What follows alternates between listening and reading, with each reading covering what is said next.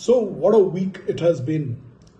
Two of the IPL franchises, Rajasthan Royals and Royal Challengers Bangalore, get sold for almost $2 billion, and this after 19 years of existence. When you compare that to some of the global sports franchises, which are anywhere in the region of $6 to $8 billion after several decades of existence, that surely is a testament to the kind of innovation that the IPL brought to the nation. I think there were a lot of factors that worked for the IPL. Number one, the innovation in terms of the shorter format. Two, launching it square in the middle of prime time and really competing for the eyeballs there. The timing was perfect, with all the middle class affluence that was beginning to happen in the early 2000s. This was a product waiting to explode as far as the Indian consumer is concerned. And finally, of course, given that cricket is like a religion in the world's largest market, this was the perfect market opportunity as well. Well, while there's a lot of discussion in terms of what these billion-dollar valuations mean and what the implications are for the franchises, I'm going to focus today on something which is the underlying truth.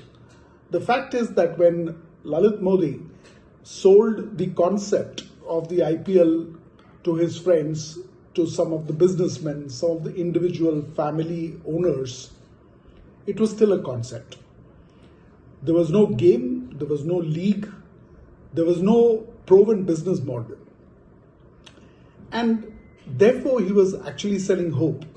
And what these individuals or families bought was really hope.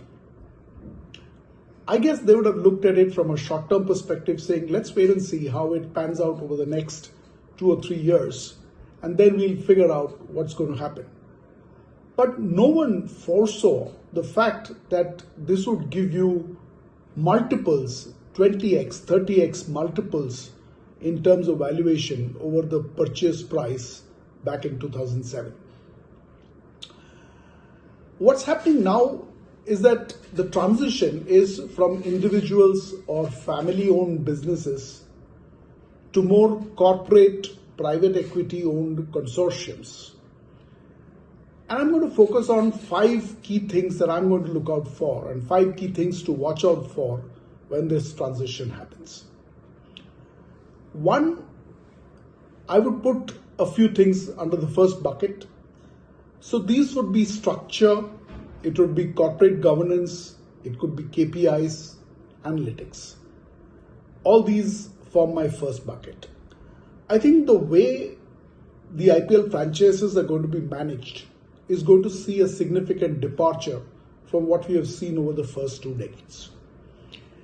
We're going to see a more corporate structure, a more formal structure falling into place. There are going to be KPIs, key performance indicators, and the private equity governance system is going to lead in and really drive some of these key performance indicators. And therefore, there will be more accountability, there will be a more formal review structure in place with a clear emphasis on growing revenue and profitability. Second, I'm anticipating that there is going to be a huge spurt in revenue streams. Today, the IPL franchises earn anywhere between 70 to 80% of their revenues from the central media rights. When you compare this with global franchises, they're much lower, maybe anywhere between 30 to 50%. And so one way to look at it is that the dependence on central media rights is actually inordinately high as far as IPL franchises go. So when the private equity companies come in and look at this as a long-term asset class, one thing they're definitely going to do is to diversify the revenue portfolio. Now, what does that mean? They're going to look at other streams, and what could these be? They're going to look at match day revenues, much in line with global franchises worldwide. They're going to look at digital monetization. They're going to look at sponsorships. They're going to look at something which I think is the most underdeveloped revenue stream in India today, which is merchandising. I cannot fathom that with the kind of amazing loyalty that some of the franchises command, why is it that they've not invested in merchandise? I would imagine fans would love to have a Chennai Super Kings merchandise and flaunt it in front of their friends and families.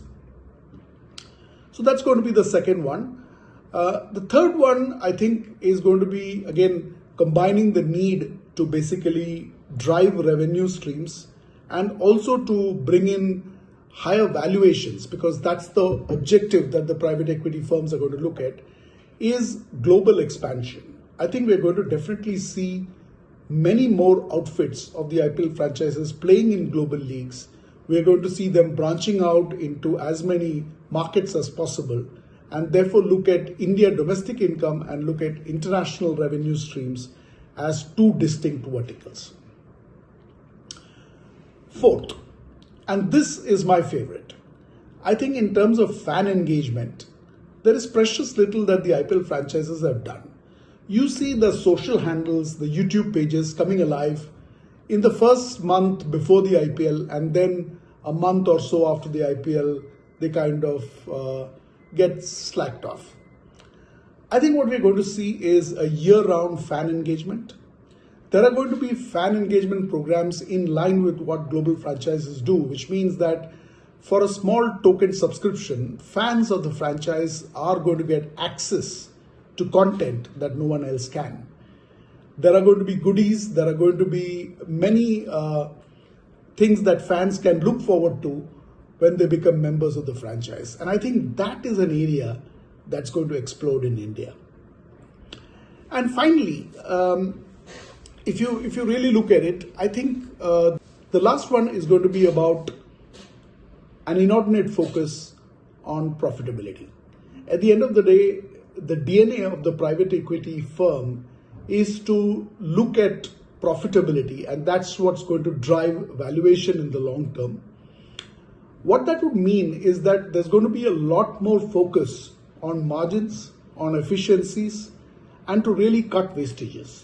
And I think there's going to be a systematic corporate methodology that will kick into place to drive that kind of efficiency when it comes to the IPL franchises. So those are my 5 things to look out for. Interesting times ahead. But, at the end of the day, the one thought that I kind of think about is, what would that mean for the charisma, for the emotional, for the soft power that the IPL franchises and the IPL league had over the last 2 decades? I hope that with the advent of private equity into the IPL franchises, into the IPL league, I hope that charisma doesn't take a beating. Let's wait and see what happens.